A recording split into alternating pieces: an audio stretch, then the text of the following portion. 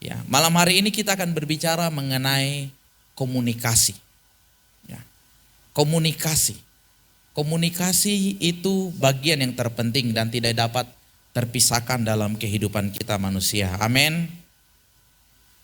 Dalam beberapa hari ini saya mengalami sedikit masalah dalam diri saya, tapi juga dalam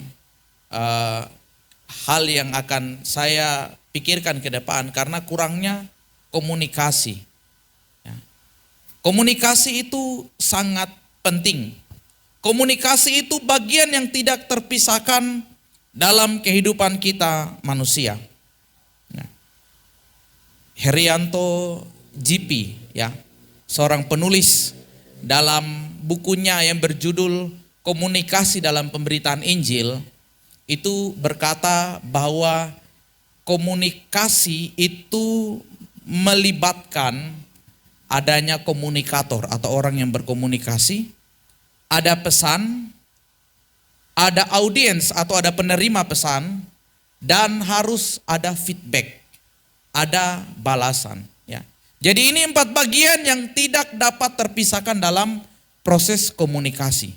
Komunikasi dapat berjalan dengan baik, komunikasi dapat mencapai tujuan yang akan dicapai kalau yang pertama sekali lagi ada komunikator atau orang yang menyampaikan pesan.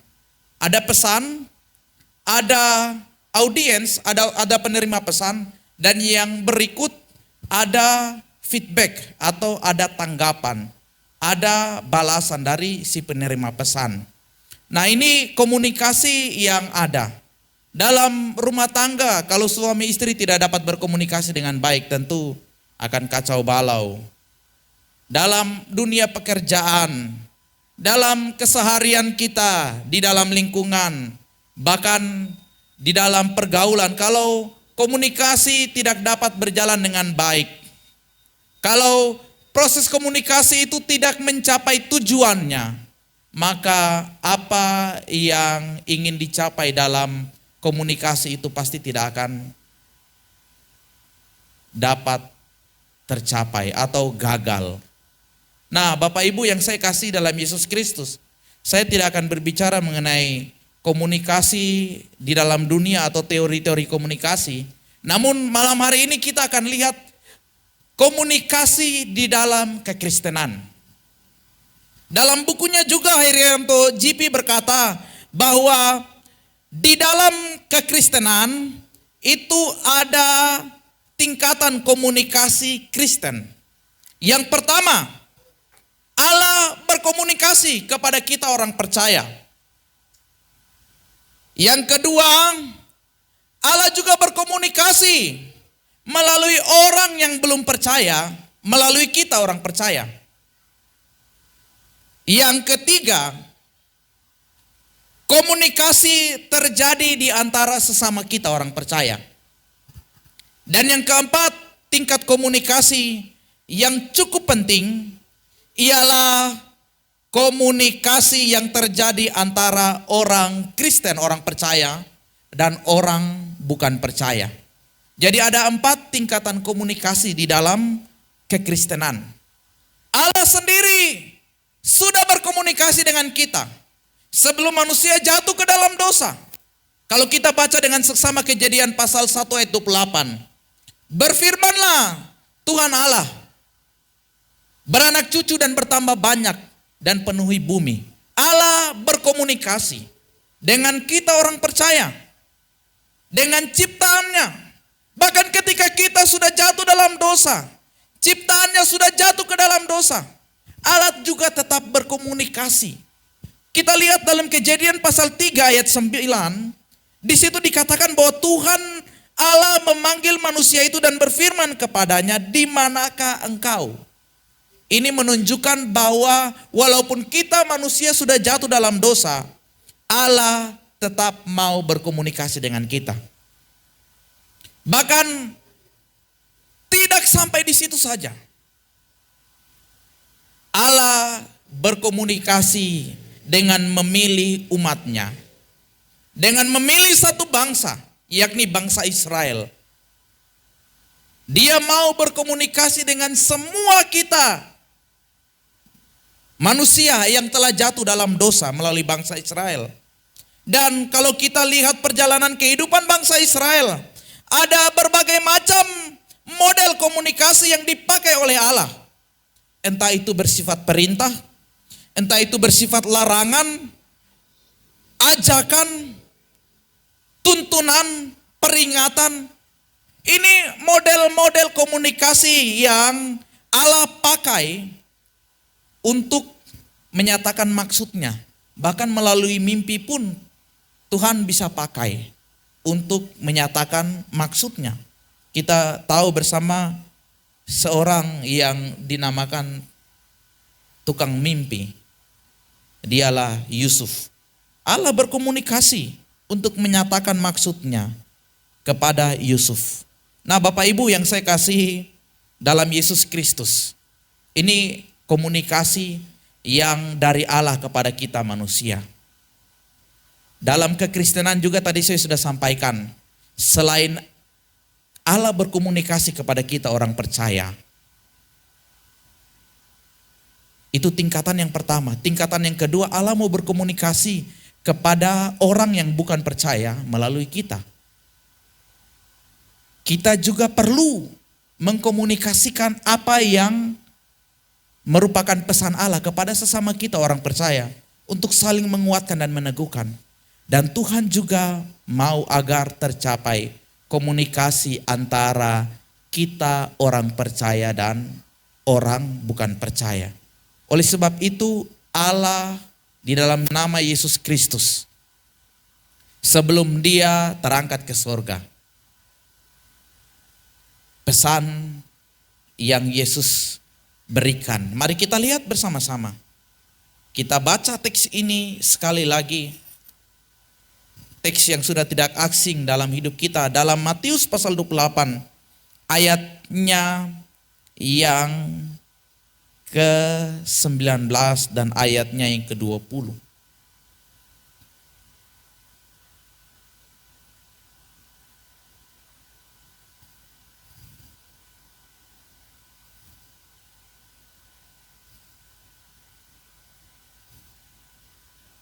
Matius pasal 28 ayat 19 dan 20. Mari kita baca bersama 2, 3. Karena itu pergilah, jadikanlah semua bangsa muridku dan baptislah mereka dalam nama Bapa dan Anak dan Roh Kudus. Dan ajarlah mereka melakukan segala sesuatu yang telah aku perintahkan kepadamu. Dan ketahuilah aku menyertai kamu senantiasa sampai kepada akhir zaman. Pergilah, jadikanlah, ajarlah mereka melakukan segala sesuatu. Berarti di dalam pemuritan, di dalam melaksanakan amanat agung Tuhan kita Yesus Kristus, ada proses komunikasi. Kita membawa pesan Tuhan, kita menjadi orang-orang Kristen yang mengkomunikasikan tentang apa yang Tuhan inginkan. Amin. Pesan ini bukan kepada hamba Tuhan. Pesan ini kepada semua kita orang-orang percaya. Kita harus menjadi komunikator Kristen atau orang-orang yang membawa kekristenan melalui komunikasi dimanapun kita berada. Tadi hamba Linda sudah kesaksian bahwa dia lupa untuk berkomunikasi dengan Tuhan sehingga masalah dia alami. Dia lupa meminta pimpinan Tuhan, tapi juga lupa untuk membawa tukang-tukang dalam berkomunikasi kepada Allah. Sehingga ada persoalan yang terjadi. Ini perlu kita perhatikan dengan baik, Bapak Ibu, saudara-saudari yang saya kasihi. Menjadi seorang komunikator Kristen atau orang-orang yang akan mengkomunikasikan kekristenan kepada orang-orang yang belum percaya. Kita harus mempunyai relasi dengan Tuhan. Kita harus tahu sumber dan apa yang Tuhan inginkan untuk kita komunikasikan. Kita ini penerus pesannya Tuhan. Kita ini anak-anaknya dan Tuhan memerintahkan tugas utama yang tidak dapat digantikan dan tidak dapat terpisahkan dalam identitas kita sebagai orang percaya adalah menjadi orang-orang yang membawa berita dan mengajarkan apa yang sudah Tuhan perintahkan. Oleh sebab itu hal pertama yang perlu kita perhatikan bahwa kita pun harus memiliki relasi dengan Tuhan. Kita harus tahu apa yang Tuhan inginkan. Kita harus meminta yang namanya hikmat dari Tuhan, tapi juga meminta pimpinannya sehingga apa yang kita komunikasikan sesuai dengan maksudnya Tuhan. Sesuai dengan apa yang Tuhan mau, bukan apa yang kita mau. Banyak kita orang Kristen sudah kehilangan komunikasi dengan Tuhan. 2 hari lalu karena kurangnya komunikasi, akhirnya sedikit terjadi persoalan. Ya. Ini dalam manusia ya. Akhirnya saya tidak paham dan saya salah. Karena komunikasi tidak ada. Bapak Ibu lihat bahwa betapa penting komunikasi. Bayangkan kalau suami istri satu rumah tapi tidak pernah saling bicara. Dengan anak tidak pernah bicara. Bagaimana suami mau tahu apa yang istri inginkan? Bagaimana istri mau tahu apa yang suami inginkan? Bagaimana anak-anak mau tahu apa yang orang tua inginkan kalau tidak ada komunikasi? Halo, perhatikan dengan baik, komunikasi itu penting. Dan dalam kehidupan kita orang percaya, kita juga perlu komunikasi dengan Bapa di sorga. Dalam pendahuluan tadi saya sudah katakan bahwa Allah itu berinisiatif. Walaupun kita manusia sudah jatuh dalam dosa, Allah berinisiatif untuk mencari kita dan mau berbicara kepada kita. Ibrani pasal 11. Ibrani pasal 1 ayat 1. Setelah pada zaman dahulu Allah berulang kali dan dalam pelbagai cara berbicara kepada nenek moyang kita dengan perantaraan nabi-nabi.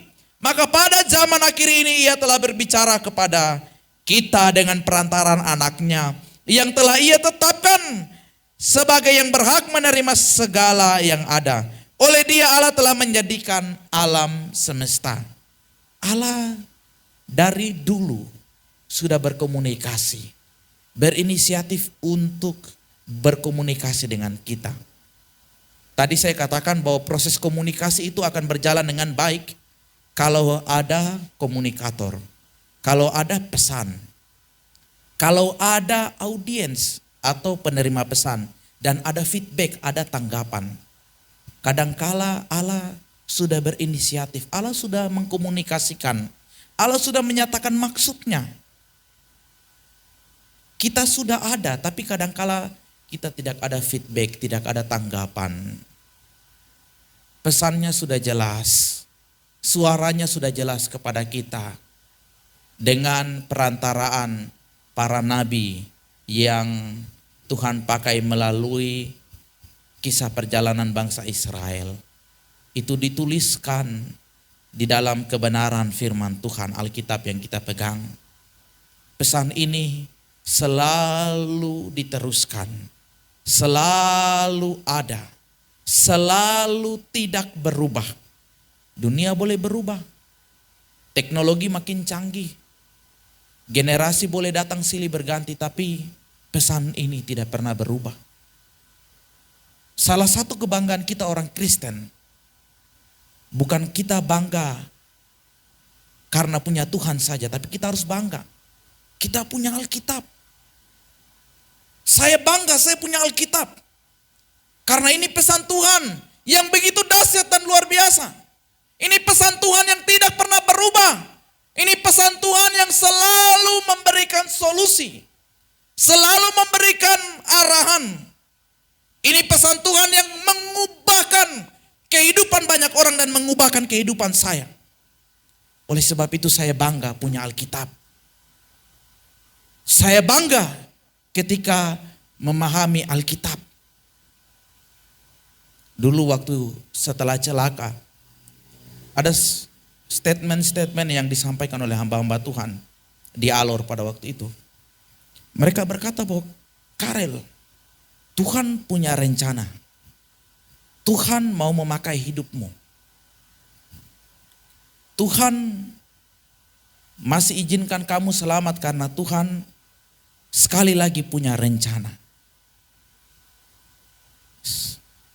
Sebagai anak muda yang hidupnya sudah jauh dari Tuhan, walaupun dulu kecil rajin sekolah minggu ya, tapi perlu Bapak Ibu ketahui bahwa dulu waktu saya SMP di Jawa di Salatiga, saya tinggal dengan keluarga Katolik dan iman saya kurang bertumbuh ya.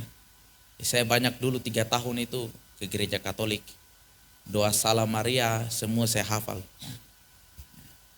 3 tahun di dalam kalangan Katolik dan 3 tahun terakhir dalam masa SMA dari 2007 sampai 2010 di Alor, saya kurang aktif di gereja. Jadi saya tidak mengenal Tuhan saya dengan baik. Waktu teguran Tuhan datang kepada saya melalui kecelakaan, hamba-hamba Tuhan berkata bahwa Tuhan punya rencana. Kalau begitu saya mau kenal siapa Tuhan.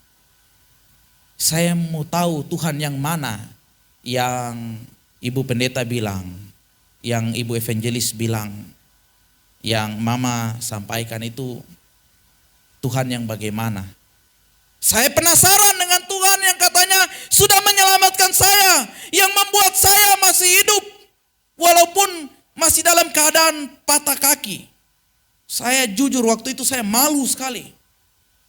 Saya kaki patah. Masih hidup. Tuhan, kenapa waktu itu tidak ambil saja saya punya nyawa?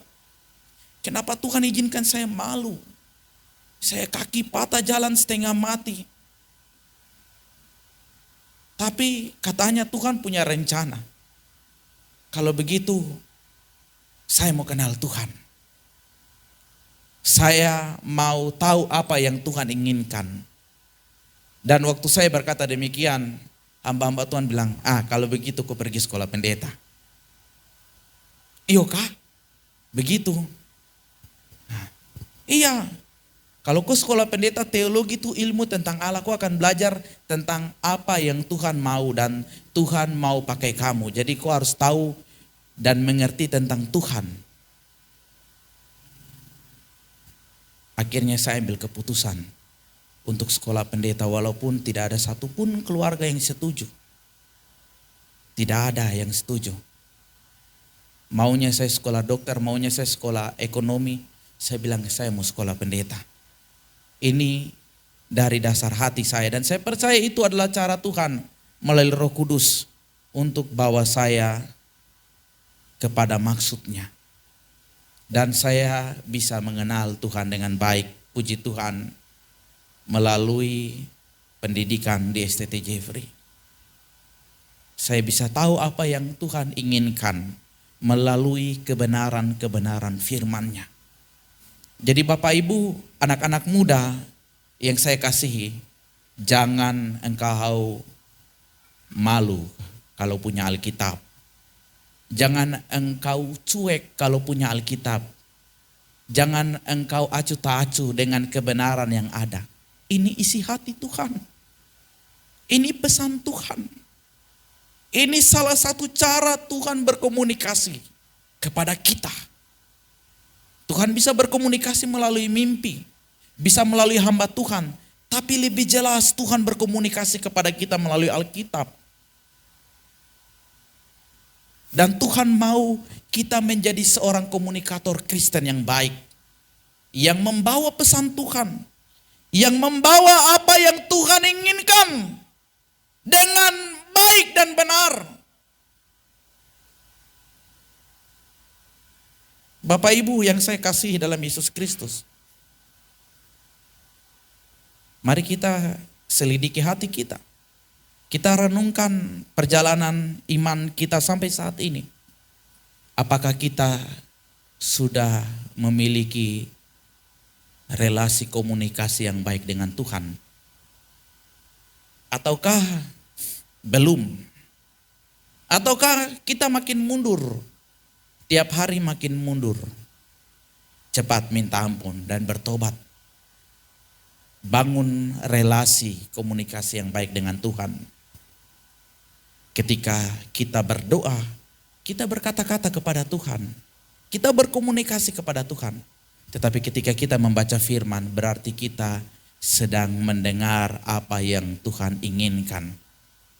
Yang Tuhan pesankan. Dan Tuhan juga mau kita ada tanggapan.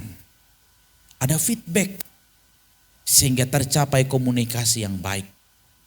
Bagaimana kalau Bapak Rumbino bicara tapi ibu di sebelah diam saja. Tidak ada tanggapan, tidak ada jawaban. Kira-kira apa yang terjadi? Ya.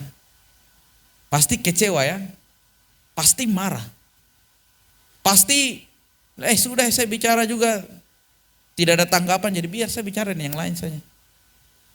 Pasti itu yang terjadi. Ini manusiawi. Tapi Tuhan tidak.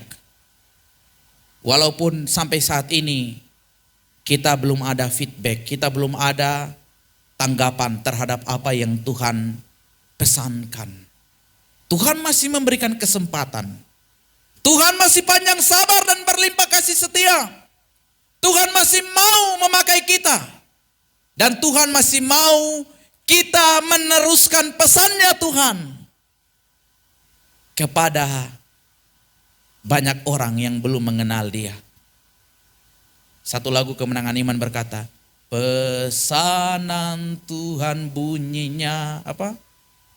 Genap kuasa diberi padamu, pergi ke seluruh dunia berikan Injil, aku ini besertamu. Tuhan berpesan, maukah kita menjadi pembawa Injil? Pembawa Injil di rumahmu, pembawa pesan Tuhan, pembawa Injil di kantormu, pembawa pesan Tuhan di sekolahmu, pembawa pesan Tuhan di lingkunganmu. Karena Tuhan mau memakai kita sebagai mitranya. Kita bersyukur karena Tuhan memilih kita untuk menjadi mitranya agar pesannya yang Ia sampaikan, yang Ia mau itu tersebar kepada banyak orang. Tuhan memberkati kita dan mari bangga menjadi mitranya Tuhan dalam membawa pesan bagi seluruh dunia. Kita satu dalam doa, kita berdoa.